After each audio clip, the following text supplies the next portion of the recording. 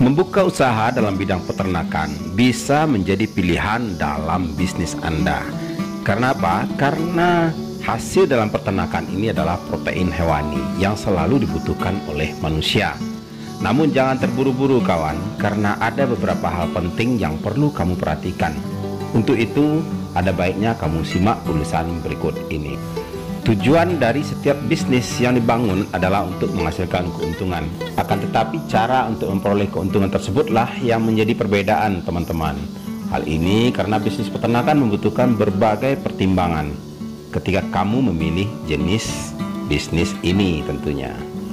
Banyak sudah kita lihat contoh mereka-mereka atau orang-orang yang sukses dalam membuka bisnis peternakan.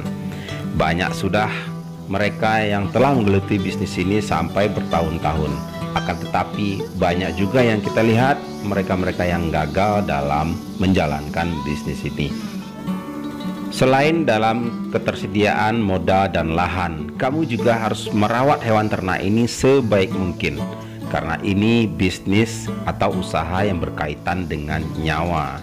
Dalam memulai bisnis ini, tentunya Anda harus mengetahui teknis budidaya, aspek perkandangan atau lahan, aspek pakan, dan aspek pasar.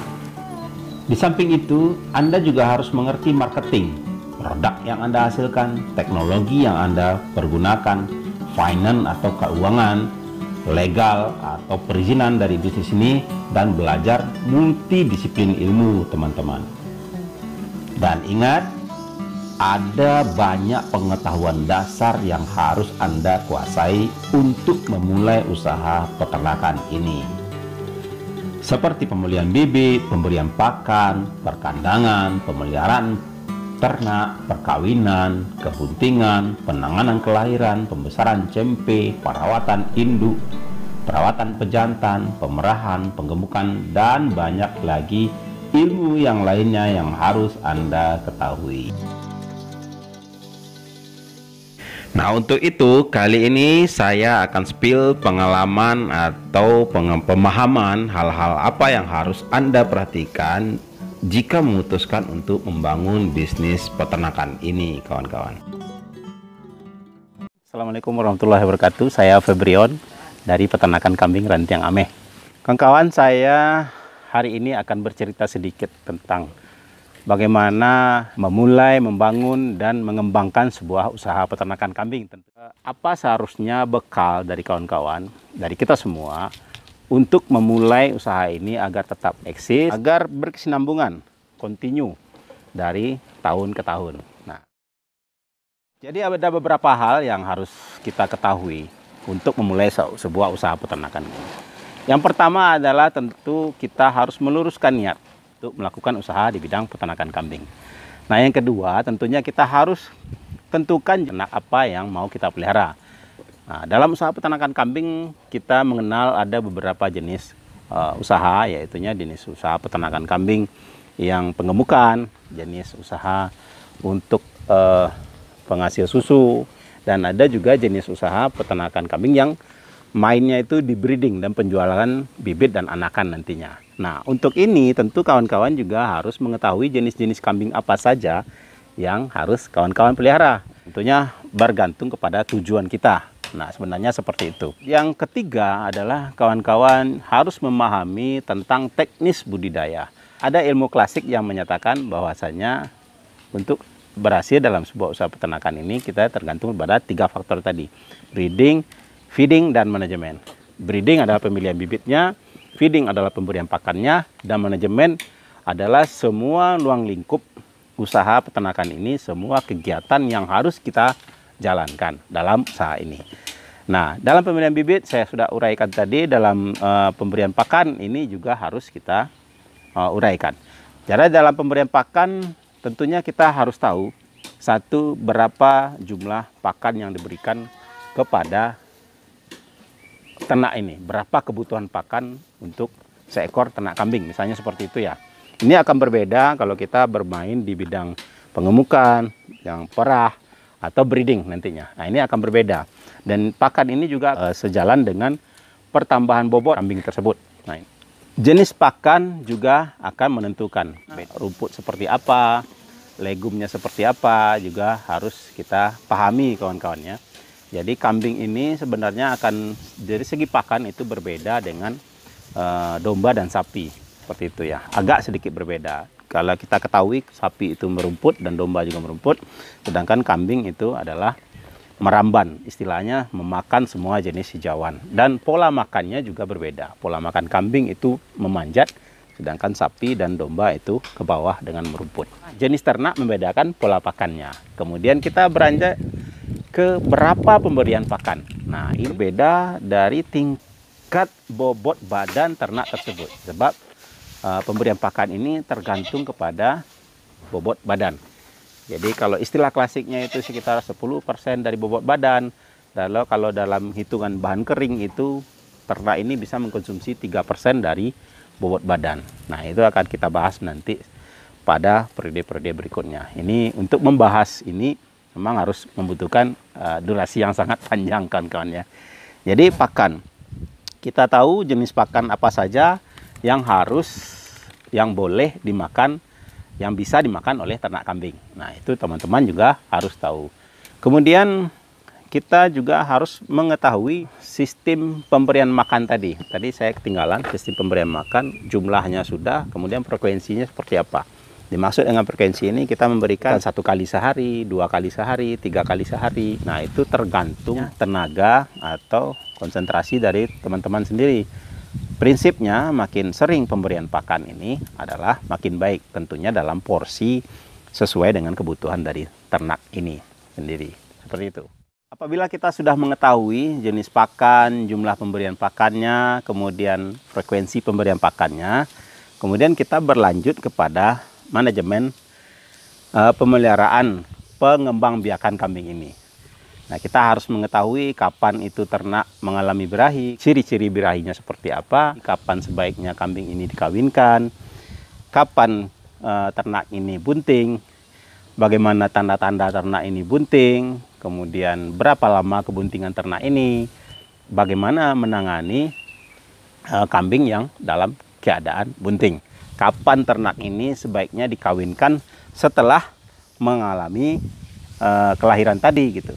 Contohnya misalnya ternak ini sudah melahirkan, kemudian kapan sebaiknya induk ini dikawinkan lagi. Nah, pengetahuan-pengetahuan itu sangat menentukan keberhasilan dari kawan-kawan dalam beternak kambing. Kambing itu dikawinkan biasanya setelah mengalami dewasa. Dewasa ini terbagi dua kalau menurut kami, dewasa tubuh dan dewasa kelamin. Nah, kapan itu? Jadi patokannya tidak hanya sekadar umur, patokannya juga berat badan. Nah, biasanya di umur 8 bulan, 9 bulan itu kambing sudah mengalami dewasa kelamin. Tapi kadang-kadang pada keadaan tertentu kambing ini belum mengalami dewasa tubuh, kawan-kawan. Nah, makanya biasanya kambing ini dikawinkan di usia 9 atau sampai 12 bulan. Jadi 1 tahun kambing ini baru mulai dikawinkan. Tapi kawan-kawan juga harus mengetahui bahwasanya ternak kambing jika tidak dalam keadaan birahi tidak akan mungkin bisa dikawinkan. Kalaupun terjadi perkawinan tentunya tidak akan mungkin terjadi kebuntingan. Sebabnya tidak ada pelepasan telur yang dibuahi oleh pejantan nantinya. Nah, salah satu tanda kambing ini mengalami kebuntingan adalah kambing ini tidak mengalami birahi pada fase selanjutnya. Nah, jadi seperti itu. Fase selanjutnya itu adalah birahi ini biasanya berkisar antara 18 sampai 20 hari. Jadi dengan 20 hari berikutnya apabila kambing ini setelah dikawinkan, 20 hari berikutnya tidak mengalami birahi lagi, berarti salah satu tandanya kambing ini sudah mengalami kebuntingan. Nah, kemudian setelah itu tentu kawan-kawan harus mengetahui berapa lama kebuntingan dari ternak kambing ini. Kemudian apa yang harus kita lakukan dalam perawatan induk bunting. Kemudian juga apa yang harus kita persiapkan dalam menangani ternak yang melahirkan tadi. Jadi ini juga harus kita cermati.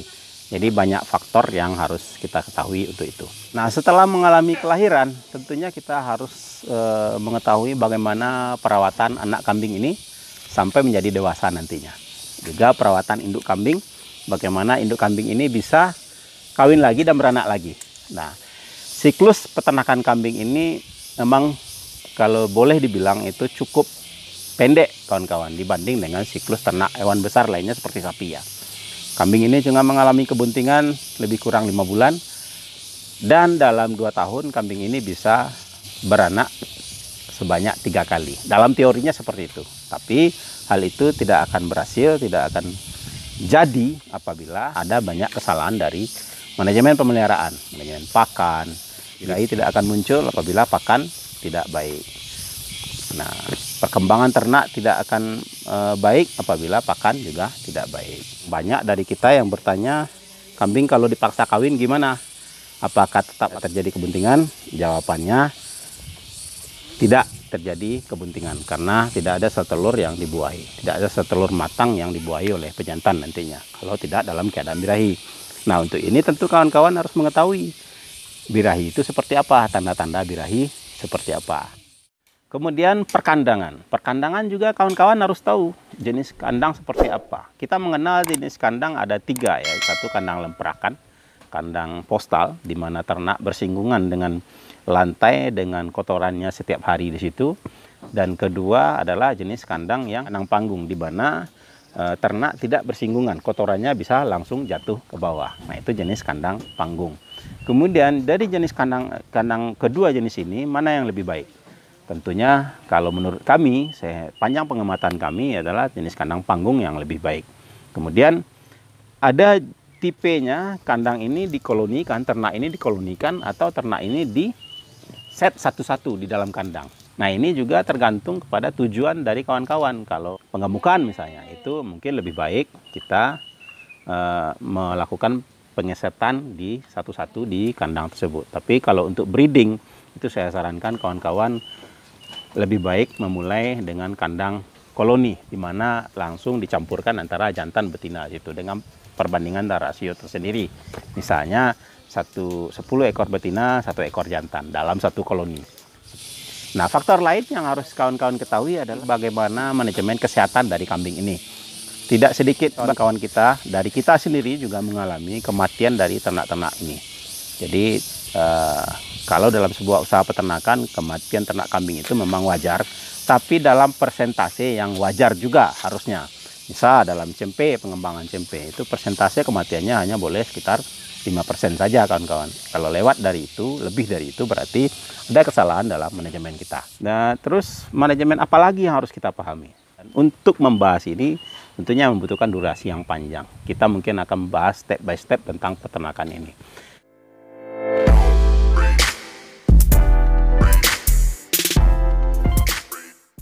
Nah, kawan-kawan, mungkin itu dulu ya yang harus kita bahas dengan bincang-bincang kita pada siang ini. Saya yakin ilmu ini tidak akan bisa dipelajari dengan channel YouTube ini.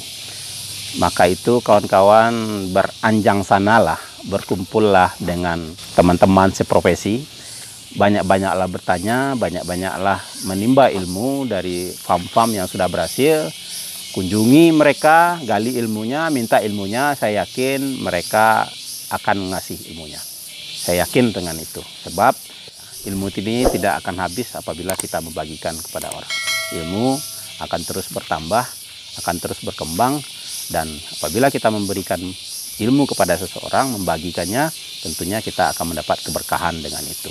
Itu dulu ya kawan-kawan tentang Jemen membangun usaha peternakan kambing ini. Kalau seandainya ada dari teman-teman yang ingin menanyakan segala sesuatu tentang usaha peternakan kambing ini, silakan komen di bawah ya kawan. Dan juga kawan-kawan boleh juga bertanya tentang harga-harga ternak kambing. Kawan-kawan bisa DM Instagram kita, Kapitiko Susu Kambing atau Rantiang Ameh Goat Farm. Untuk kawan-kawan yang berniat untuk mendukung channel ini, silakan subscribe, komen, dan bagikan konten-konten ini sekiranya memberikan manfaat dan pengetahuan yang luas bagi kita semua. Salam cinta dari saya, Febrion Triintano, dalam channel kita ini, Rantiang Ameh Goat Farm. Assalamualaikum warahmatullahi wabarakatuh. Jayalah peternak kambing Indonesia.